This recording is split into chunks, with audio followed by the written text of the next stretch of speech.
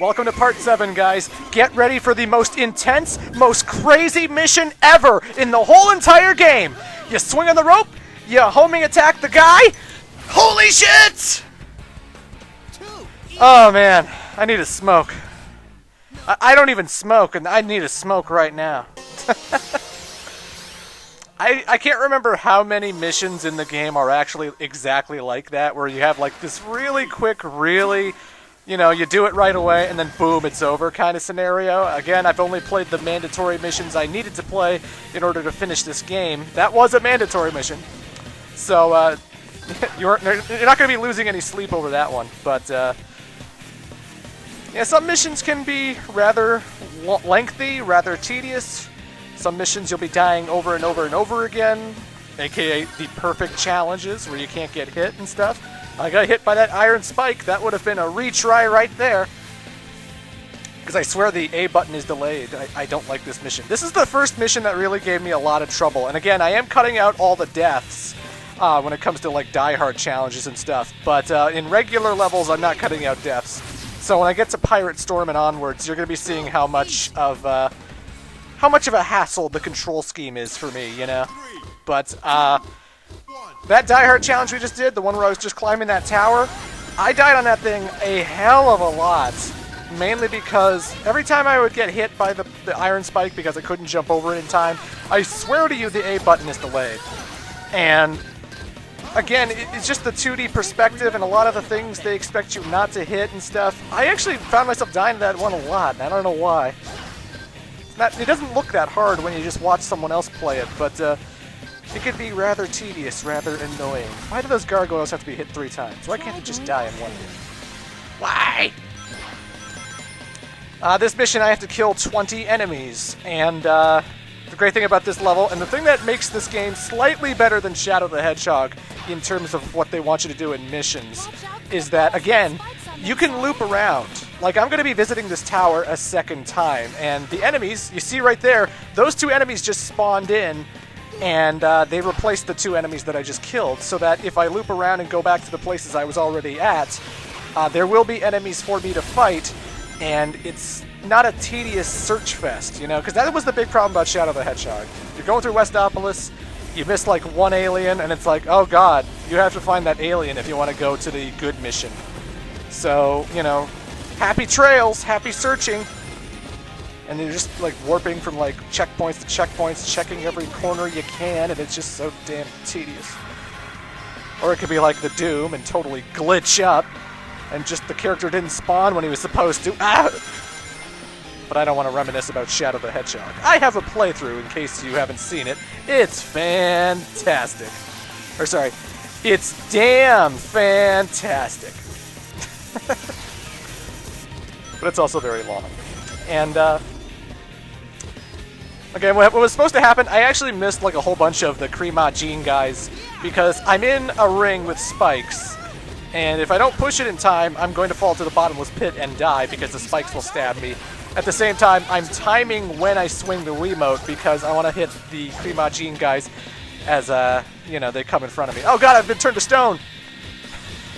I forgot the gargoyle could do that. All you have to do is shake the Wiimote a whole bunch and Sonic will get out. I'm not sure if he can instantly smash you and, like, kill you. That didn't happen to me during this whole playthrough, but maybe he can, and if he can, well, that sucks, but didn't happen to me, so I don't know. See, I'm back in the tower, because the level loops. And if I had hit all of those Krima Jean guys in the sky, I'd be done by now. But unfortunately, I did not, so gotta redo it. No gold medal for me. Speed Break is an effective tool for speeding along through a level, but I must warn you that certain objects... I passed the checkpoint thing, that's why I was trying to back up. I had to tilt the Wiimote towards myself for that part, so it was kind of awkward. But the Speed Break doesn't actually barrel through iron spikes or stuff like that. So if you hit it at the wrong time, because Sonic is moving so fast and realistically you can't react to a whole bunch of things, if you run into like guillotines, like swinging guillotines, iron spikes, Sonic still gets damaged by that stuff, and he'll either get hung up on like a skeleton in a certain level called Skeleton Dome, or he'll get hit by the spikes and actually take damage and stuff. So Speed Break, it is effective. You can barrel through the Crema Gene enemy guys, but you still get hurt by like regular obstacles and stuff. And if you come up to like a body of water or stuff, you know, that you have to jump for, Speed Break's not going to help you in that department. So it's useful, but it's not super useful, you know? Anywho, plot. Man, there's just no end to these evil spirits, is there? That's... It must be another one of the 7 world rings. Are you okay? Yeah, I'm fine. Okay. All right. Just touching it makes me feel like I've got a whirlpool of emotion spiraling around inside me. I can't even begin to imagine what having all 7 rings would do to someone. It might even open the gates of hell!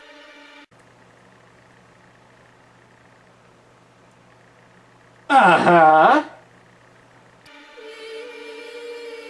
Sonic. Here. Huh? I want you to hold on to this. Okay. What is it?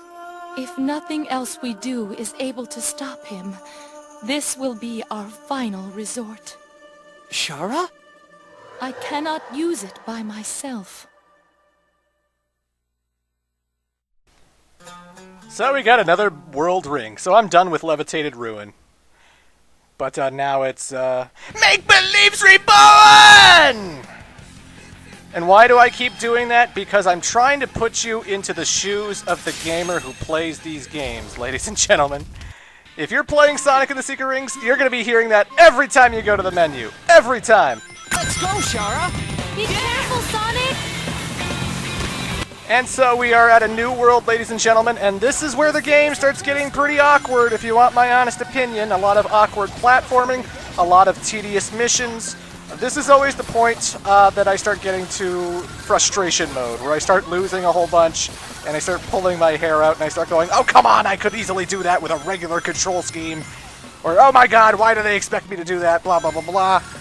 I'll cite some examples when we come up to them. But in terms of visuals and in terms of set pieces, I rather do enjoy Pirate Storm for the most part.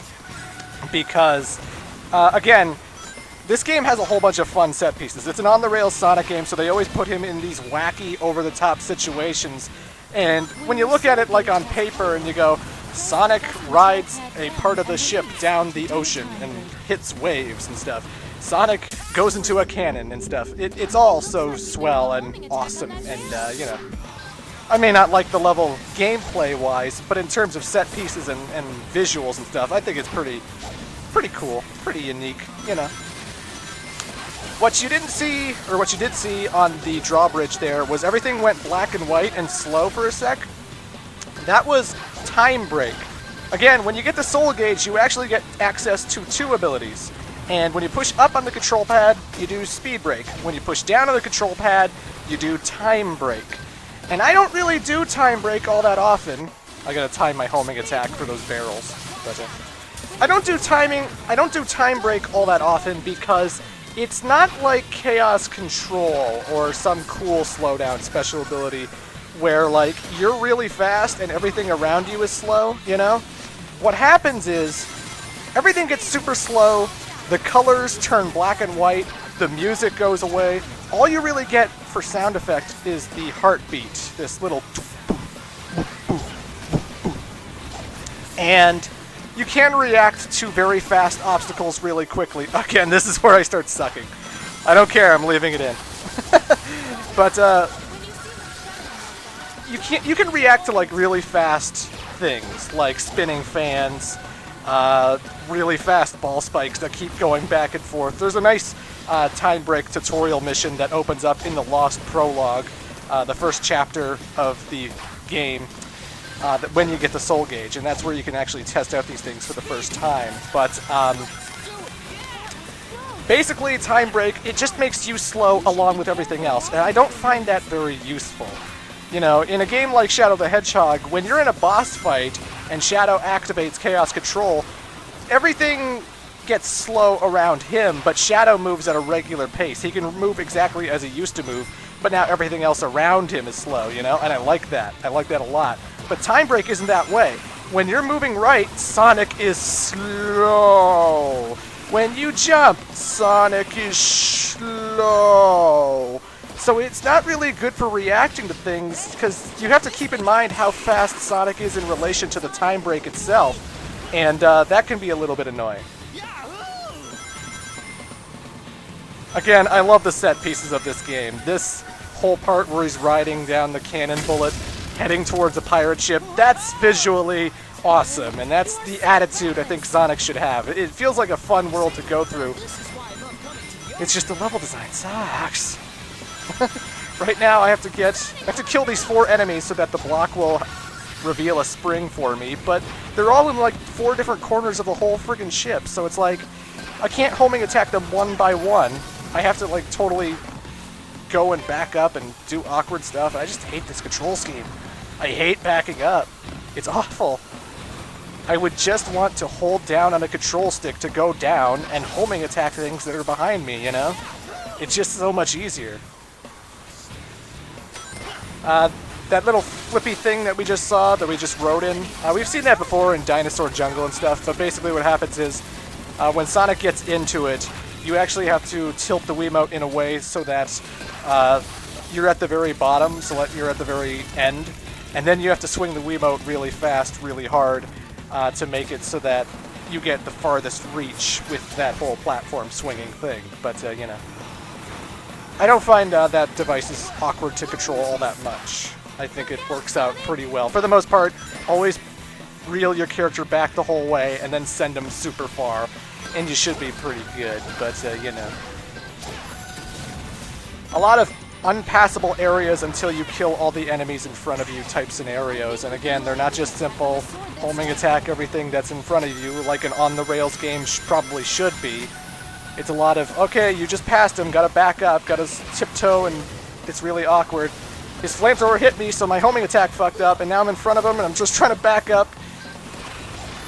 Oh, I hate it. Whew, that was pretty rough. Sonic, are you hurt?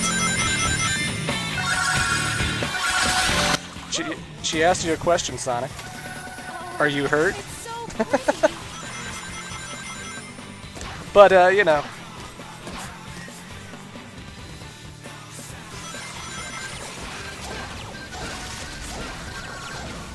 But, you know.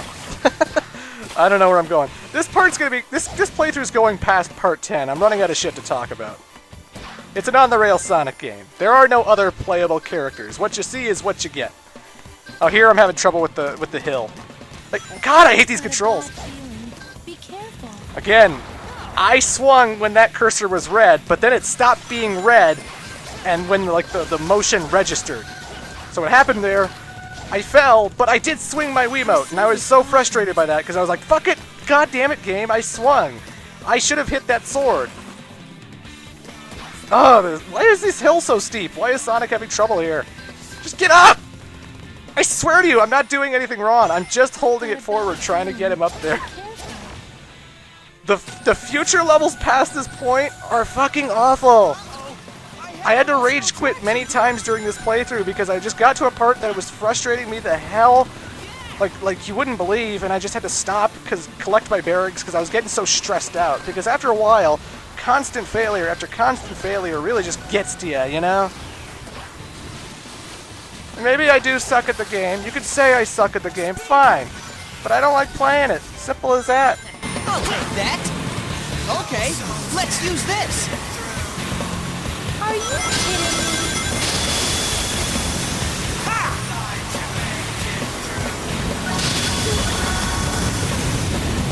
Whoa!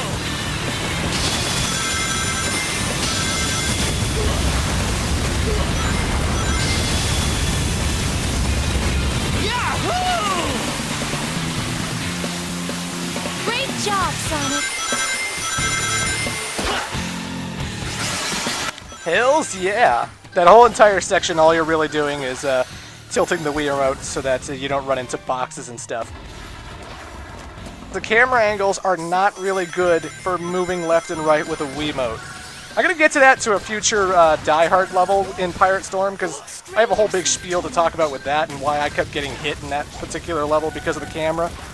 But it really should be behind you like this section right here. This is a good time to like move your character left and right and stuff. But when the camera's like diagonal and it's facing the opposite way, it's just really awkward.